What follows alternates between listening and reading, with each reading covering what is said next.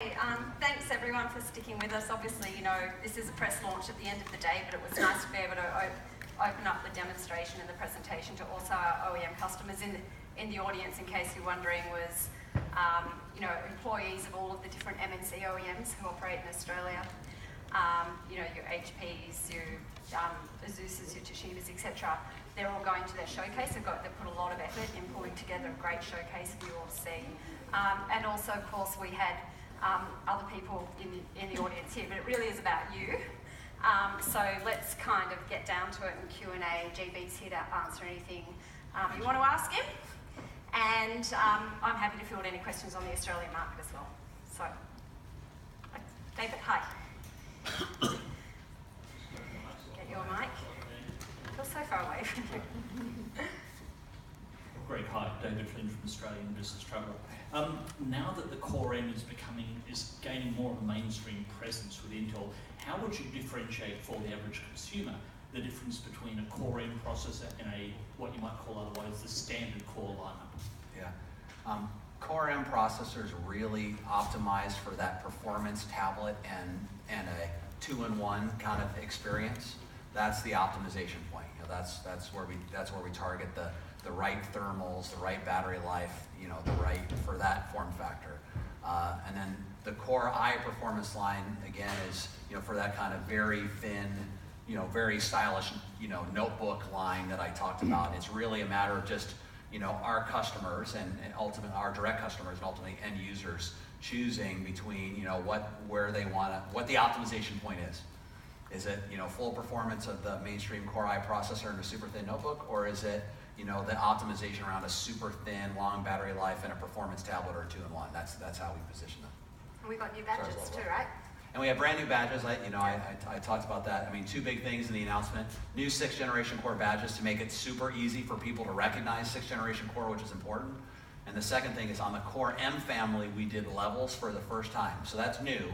You'll see Core M3, Core M5, Core M7, like we did on Core I. We had a lot of retailers, our customers and consumers asking us to have different performance level choices on Core M like we had for Core I, so we did both of those things. We actually have a lot of the retail buyers in the audience today, and I think they're more excited about the new badges and the technology half the time, because they're like, at least our consumers can work out what they need to look for, so I think the new badges make a big difference. There was another one. Oh, there. Yep. Ray Shaw from IT Buyer. You mentioned earlier 50 SKUs. Are they all available now, or are they going to be rolled out in the next, what time period? Yeah, that was the majority of them are available now. I mean, we have 800 designs, and there are some specific SKUs like our vPro processors, for example, for business. We actually have the processor SKUs there. We hold for a stable image cycle with enterprise that usually starts in Q1, so you'll see those roll out more in Q1. So I'd say the majority are available today and shipping from us. It takes time, obviously, for them to get to market in different countries all around the world. And then you'll see some specific SKUs like Iris Pro and vPro for business. I mean, those two specifically, those two groups of SKUs will happen later over the next, you know, few months.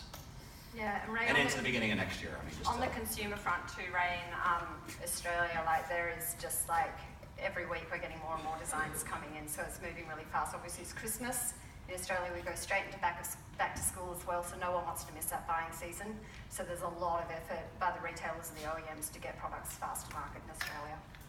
I will say we've shipped about 2 million 6th generation Cores already to date, and that's just ramping through the end of the year. And anytime we launch a new processor, obviously people are pretty excited, and you know, we're ramping as fast as we can. But we're really pleased with the feedback and momentum that we're getting so far.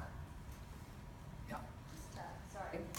Claire Riley from CNET. Just to come off the back, two questions. Coming off firstly off the back of what David asked. In terms of, there's a lot of noise that I'm in the retail space, what consumers are hearing is about Windows 10. Getting the message out that they also need to care about what's going on inside the machine. How are you going to tell people that, and that they should be upgrading, not just because of the interface that they're seeing? Yeah, I think that, I mean, we're doing more work, Claire, than we've ever done before with Microsoft. They're also here today, so you can go and find them at the showcase too. But for us, like, it really is bringing that to life at the shelf level, but also a lot of pre-sales, like, you know, good old marketing, but getting the word out there that the best combination is Windows 10 plus a 6th generation Core processor. We can bring that to life with great demos as well. And we're just like pushing that really hard. I think that the messaging is getting really good traction early on. more work to do, and certainly the press here today can help us get that message out too. No, but I like it. I think it's one of our key challenges, and we're focused on it. You'll see new campaign, new assets from us on 6th-generation Core, and some very specific connections to Windows 10 where we highlight some of the new experiences that you saw. Because you're absolutely right, we have to do that so that people understand there are absolutely some of those experiences that require the new platform to enable, and we want to make sure they're not disappointed and they get the experience that they want. So it's beholden on us to go make sure we communicate that. Okay, and just secondly, unrelated, but an Australian and a global perspective might be useful, just in light of events this week in terms of security and concerns about privacy. With RealSense and TrueKey raising a potential new data point that users can have stored about them, how do you balance potential consumers' concerns about privacy and more data, more information kind of being left as a digital dander behind them? Yeah, I think, in general, we're focused on enabling multiple factors of authentication, and that's what we're really talking about, and the ways that hardware can make security better. I mean, I didn't go through a lot of bits and bytes today. We have a thing called Secure Guard extensions, for example, in 6th-generation Core that helps protect software that's running, right? Great. I mean, I don't know, at a user level if that, rises to the top, but if you understand IT, understand security, it's a pretty, huge step forward in how we can protect multi-factors authentication. So we're really focused on enabling the best security in the platform possible, and I think, how that gets implemented in different solutions and different policies, and they're going to vary in different parts of the world. I think we want to give people the choices they can make to go make those choices on their own, whether that's in an enterprise or if you're a consumer or whatever. But underneath it all, we are absolutely focused on improving hardware-enhanced security because we think hardware and software working together can make security better in the platform. Yeah, on the B2B side, around the hardware enhanced security, we're doing a lot of work with our customers who are developing solutions that might be using, facial recognition, for example. I'm really working hard with them on how they tap into those hooks that we've already built into the platform. Don't ignore them. Make sure that you're tapping into them using the full value of the platform so that their solutions that they then take to market can have that extra layer of security. Yeah. David Richardson, Challenges. IDC and Gartner just brought out global numbers, and we've seen again quarter-on-quarter decline in PC sales, and that's despite 110 million seat rollout of Windows 10. What do you think is the driving factor for the downturn? Is it because people are turning into now smartphones and tablets as opposed to using a notebook?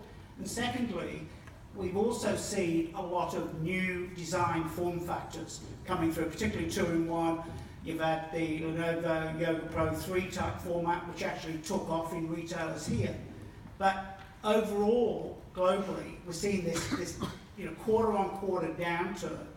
What do you think is the potential for the turning point to stop that decline? Yeah, I think first let me just say, hey, PC market is still tough. We just released our earnings today, and you can read the comments from that. I don't have anything new because we just did it today. What I will say is, I think things have started to stabilize, which is good.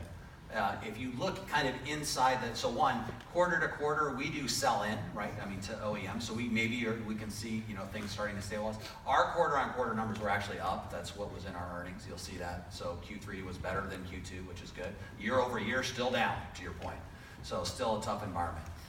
What I would say is kind of inside the numbers, there are definitely pockets of growth. So 2-in-1's a great example. Actually, outside of phablet, the number one growing mobile segment is 2-in-1, right? So I think, that's what, if you want to be the glass half full, you look at 2-in-1s or all-in-ones or mini PCs and you say, wow, okay, those enthusiasts are, just to give you an idea, our unlocked processor volume year on year this quarter was up 26%. That's huge. That's the guys that are out here using, I think that's what we get excited about, the glass, half full. The glass half empty is, hey, still really tough environment, strengthening dollar, emerging markets are still pretty tough, mature markets are starting to recover a little bit, business started to come back a little bit, we had the XP overhang from last year that's now kind of stabilized a little bit. So, I think it's still tough, we still have work to do, but I think with 6th-generation Core, with Windows 10 to your point, and these kind of new form factors that are growing inside the bigger number, we're hopeful that that's the key to getting us back and some momentum back in the market.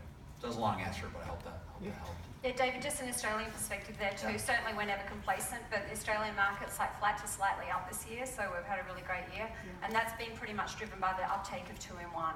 So Australia's got one of the highest penetrations of 2-in-1 within the mobile range in the world, which is great. And it just goes to show that where there's new and interesting form factors, it feels as if Aussie consumers are happy to get in and start buying again. So that's great, but they're buying at that kind of more innovative end of the spectrum. How's the gaming category going? Gaming's going extremely well. I mean, you can talk to that worldwide too, GB, right? Yeah, it's Right, great. but I mean, gaming's going very strongly for us in Australia. So I think the K series with the unlock SKUs, we seem to have tapped into a whole new generation of gaming over the last 2 years, which has been fantastic, and that unlock SKUs are really driving that. We're involved with PAX in a couple of weeks' time. Again, Intel will be a major sponsor there. I mean, it's a category that's near and dear to our hearts, so we've never really left it. But it's great to see that we've got that new next generation of gamers coming back in. It feels to us as if PC gaming is back on, and console, we're picking up a lot of people who've moved to console, coming back to PC gaming. Well, PC gaming, just from where the money is made in the ecosystem, not us, but people who develop games and content services. You know, PCs passed consoles in 2012 and hasn't gone back since. So I just think we're seeing that trend continue to accelerate, which is great. But they won't upgrade if we don't give them anything exciting. So, Yeah. you know, given them something exciting, we're pretty bullish about gaming at the moment, Dave. Hi, Alex Zaharovoy from itwire.com. Just wanted to ask you about mobility. We saw a lot of mobile platforms today. We saw some very small form factors, but we didn't really hear anything about smartphones, the most mobile of all devices. And Intel has been, working with Atom processors and some mobiles, and we've got Microsoft with its Windows 10 and Continuum, which is ARM-based. But are you working with Microsoft on any reference designs to have Atom or even Core M processors inside of a typical smartphone or a phablet-style device, which has got your standard telephony capabilities, which allows you to run not just mobile applications, but full Windows apps, the ones that Intel specializes in? Yeah, I mean, I don't know that I have anything new to announce. I mean, what I'd say is, and I didn't cover it all today. It's hard when you don't have a lot of time. Our 7260 LTE modem is shipping in production. It's a great, I think competitive LTE modem. We've got our 7360 in progress. No changes there, which we're very excited about on the mobile side from a comms point of view. And then you hit on it right. I think you hit on it very well, which is we're huge believers in the full Windows 10 mobile experience. We like that. So when I show the very thin 2-in-1s, our angle is we think end consumers are going to value that full Windows 10 experience. Doesn't mean people who want to have Windows Mobile on a Windows phone, they don't think it's great. But I think we're coming at it more from a Windows 10 full experience, all the compatibility, all the I/O, et cetera, into smaller and smaller packages. Beyond that, I don't have anything new to add. Are you doing much in getting SSDs into more consumer computers in terms of promoting your own SSDs? I mean, one of the problems for Windows 10 adoption is that a lot of people are just going to upgrade their existing computer with an SSD, and they miss out on all those benefits of the 6th-gen processor, I know, but they pay a lot less, and they save their money to buy, a better 6th-gen computer sometime next year. So it's a bit of a dichotomy. One of the things that I probably should have hit on more today, and as a mental note, you're helping give me feedback in this presentation, is we talked about 3D crosspoint technology, which you guys have probably read about, and Intel Optane memory. I don't know if you've heard about it, but it's probably one of the most disruptive memory technology developments. We've been working on it for over a decade, coming to the kind of SSD NAND memory space out of our group. And basically what it does is, I just give you the high top line. Intel Optane memory, which is based on this 3D memory, 3D crosspoint. Think 1,000 times faster switching than NAND SSDs. We have that technology coming out next year in an SSD format. And we're really excited about it. And what it does is, if you can make those SSDs, and this is kind of counterintuitive, it's like broadband, right? If you can make it faster, it actually puts the bottleneck back on the CPU, and really, the CPU really shines when there's no I/O in the way, especially for the kind of guys that I showed you today, and even people in the mainstream with just photos and video. So I take probably the contrarian view, which is I love seeing people move to SSD. I think Optane memory is going to be a huge winner and a big disruption in the marketplace. And I actually think it will I think it will help drive demand for the processor because it kind of unleashes the processor. And I think we used to have the same conversation around network bandwidth, right? Broadband gets big enough, nobody will want a CPU anymore. I think it's proven to not be true, right? Okay. Yeah. Good question. That's a great question. Thank you.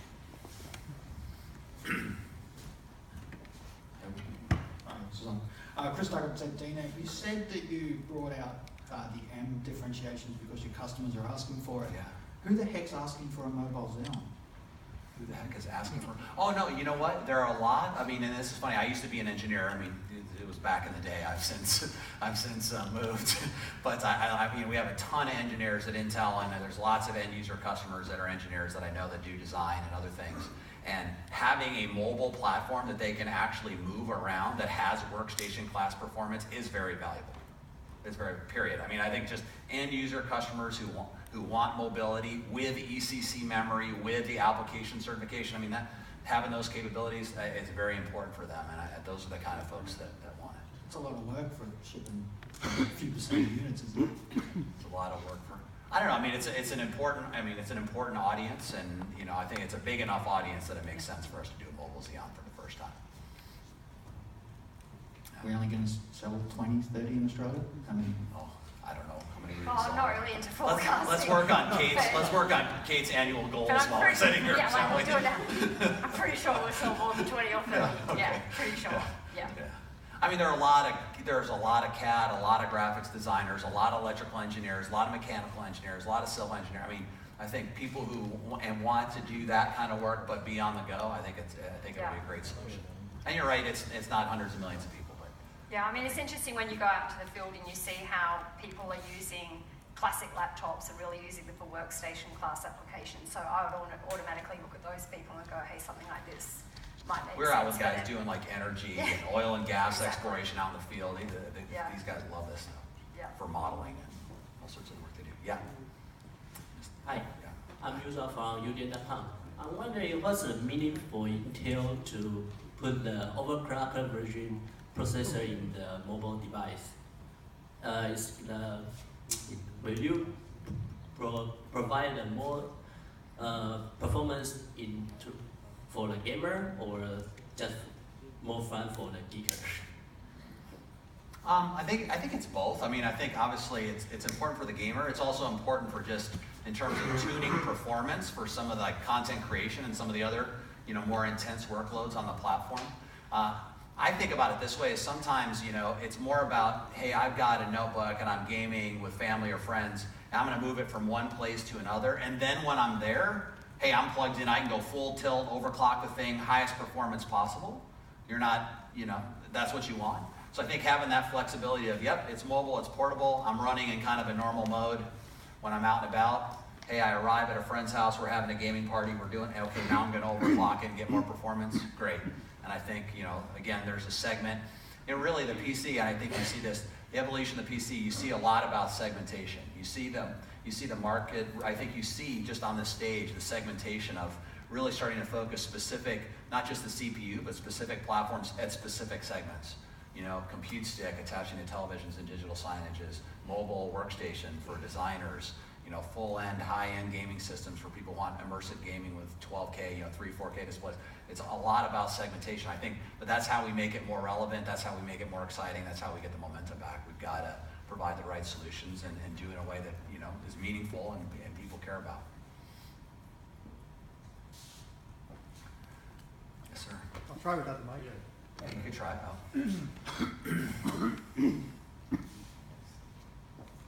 Okay, so when I was editing Tech Mags ages ago, we had, on the cover of a mag, Intel's, Pentium 200 megahertz, and the next month it was, 250 megahertz or whatever. And every month there was a genuine performance increase that could allow you to do more, that people were excited about. So with 6th-gen, what can we expect? What can the consumer expect from a life cycle before you would think that they genuinely need to upgrade? Because you're supporting 3K monitors at 60 frames a second and all that kind of stuff with 4K right now. So what's the life cycle? I don't know. I think probably the way I think about it is And that's what I was trying to show today is, you know, when it's kind of retroactively, it's always easier in retrospect, is looking back and saying, okay, when that Core i7 notebook came out in 2010, it was the thing. I mean, if you had that thing, you were like the cat's meow, right? Like there were people who were sitting next to you or in the coffee shop that were jealous that you had that thing.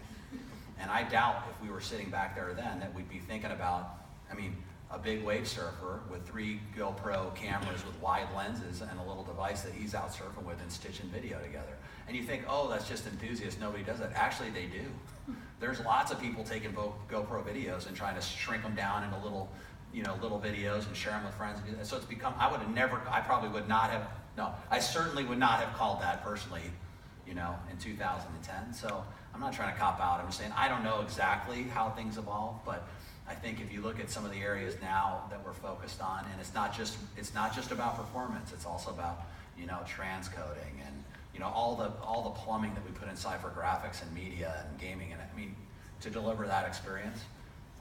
So I don't know. I mean, I think so let me give you another kind of data point. You know, the average, you know, gaming high-end enthusiast, their life cycle is between 2 and 3 years. That's normal. Will it be slower or faster in the future? I don't know, but I think we make it compelling enough, it might be a little faster. If not, it'll be a little slower. But I think it's different for different audiences. That's probably the best way I can answer it. Yeah, Val, I think I was around in those days, right? And, you know, it's interesting because it was easier, right? Because you could just say, it's faster, done. Definitely we have to do a lot more work about exposing what can be done. You know, all of the different features and benefits that actually come with not just a faster processor, but more capable. Is how I talk about it. But in Australia, like the average refresh, I'm talking about just not high-end performance, but just your average punter who's going into retail, they're still refreshing on a 3 to 4 year cadence. What we've done is just recently some market research that shows us a 2-in-1 buyer is coming in at a 2 to 3 year cadence. So it seems that the market's now getting big enough. The Australian market is still growing. And particularly in the consumer space, we're 20% up year on year in consumer growth, right? But that purchaser is actually increasing their cadence of buying again because there's more innovation in the form factor and what you can do with it. And touch has had a lot to do with that, but definitely that convertibility. So it may not be just processing power, it's more form factor, packaging. Yeah, I mean, it's frustrating sometimes because you want to go, yeah, that's because of us, you know, but sometimes you just have to go, good, it's great. I'm glad that people are succeeding with our technology. But I would say, yeah, it is the full package, and yeah, you know, we couldn't do full performance, you know, boxes in that thin a form factor before, and that experience of detachable and convertible. I mean, it's really improved. I mean, we started in 2013. You look at it now, 2 years later, it's come a long, long way. I think, yeah, it's the full package. yeah. Cool. Okay, gentleman in the hat.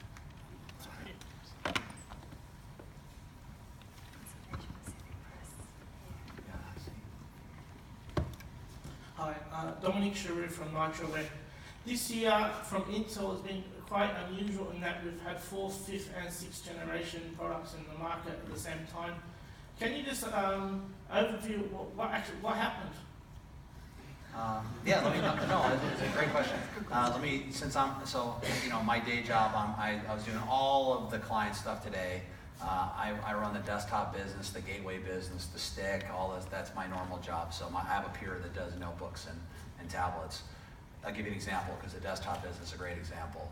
We had 4th generation Core was the current. We skipped doing 5th generation Core on the mainstream desktop. We did some SKUs for the high end, 4+3 for those who are more technical. We did some big graphics parts, but essentially made the decision to skip the mainstream desktop 5th generation Core.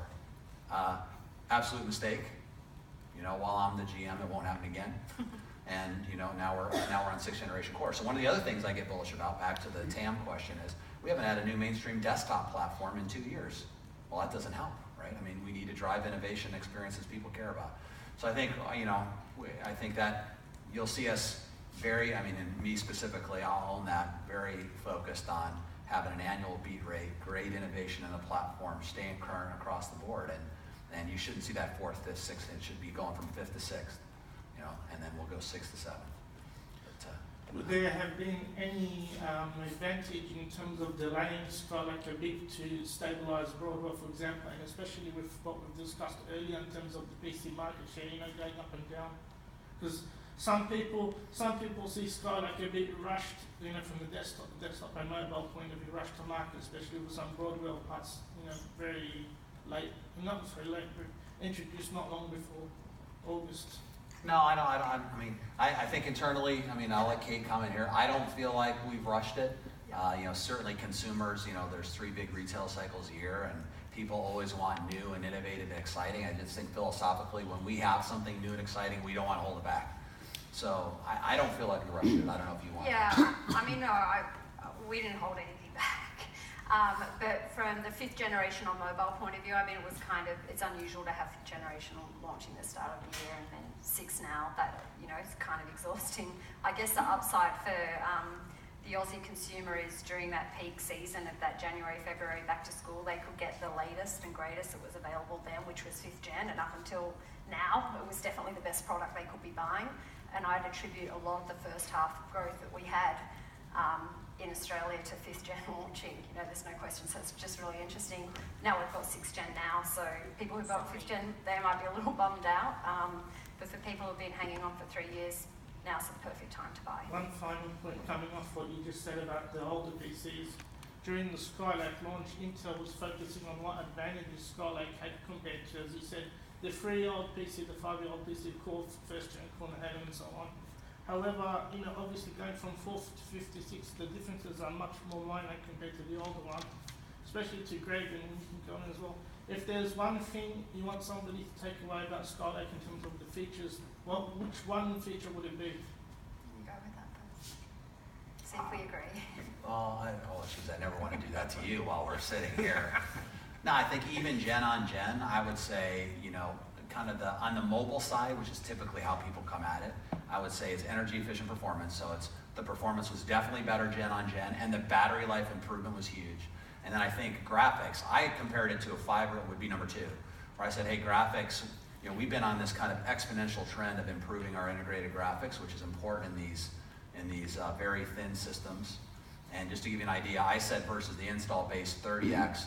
Core M, which we talked about a little bit, gen on gen was 60% faster. So I don't consider that a little bit better. I consider that like a lot better.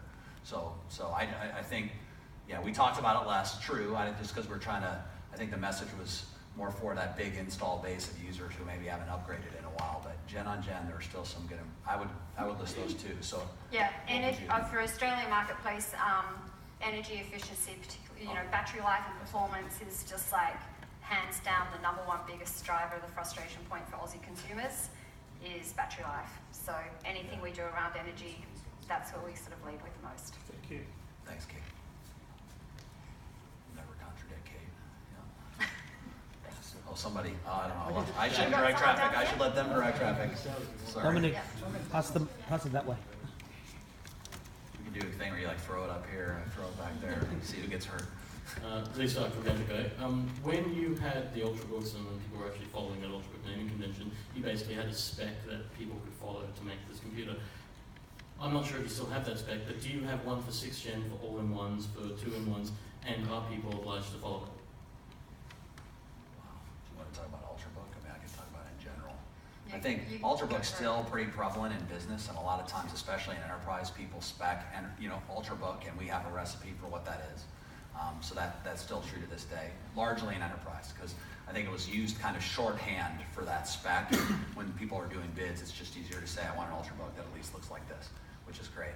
And I think to me, I was around when we first started Ultrabook. I used to run Intel Asia. I was based in Beijing and then in Hong Kong. I have a lot of friends from Taiwan and Korea and all over the place that I used to go see. I remember that journey, which was, we said, hey, we want to create the world's, we want to create a great notebook, because it just hadn't changed that much. And people thought we were a little bit crazy when we did it, and just how well it worked, and where now it's kind of like just ingrained with these designs. It's just funny, you look at it now, you're like, oh, you're not pushing Ultrabook as hard. It's like, hey, mission accomplished. I think we did a great job of enabling these thinner designs, and now we're talking about 2-in-1s. We don't have a recipe yet, exact recipe for all-in-ones or for mini PCs. I think, is that what you asked about? Yeah. Yet. I've had customers ask me personally, hey, GB, let's do like the world's best media, all-in-one on the planet. Would you spec it? And I think that's something we're just considering. I'm not doing that today. We're seeing some great innovation. You've seen it on the stage, but we really do that as more of a way just to get the industry rallied behind a kind of a challenge, and let's work together to overcome it. And sometimes it takes on more than just a normal enabling effort when we're out working with people for 4K panels or whatever it may be, better batteries, whatever it may be. So, you know, we could do it, but no plans to do it right now. Just back here, thanks. Alex, again, from ITY.com. I remember being at an Intel event in 2007 in Shanghai, and there was a battery section talking about how, you know, processors double in capacity and performance every 18 months, but batteries are every 18 years. Can you give us any updates on what Intel's been doing to really, beyond, you know, optimizing processors, anything in the battery space? I mean, it's jumped in leaps and bounds, but... No, I'm not the expert in battery technology. I know when I'm over my head. It's not a huge part of my day, my personal day job being the desktop GMs. That one I gotta just say, hey, I'm not close enough to it anymore to know. Another thing I remember from that IDF was a lot of stuff about wireless charging. We're still waiting for that. I mean, we see it on phones, but we don't get see it in these laptops. Is it coming? Yeah, we're still working on wireless charging. Absolutely good point. And I think wireless charging, again, this is kind of a big ecosystem enabling effort, is moving forward. There are fragmentation and competing standards, as you guys know. We are definitely working very hard on the core technology development work, so think coils and et cetera, to get, you know, that kind of, to get charging up to the wattage required to charge with efficiency a notebook, which is not trivial. So I think there are some wireless charging solutions in the market already, and there are some OEMs that are doing them, but I think it's just very recent.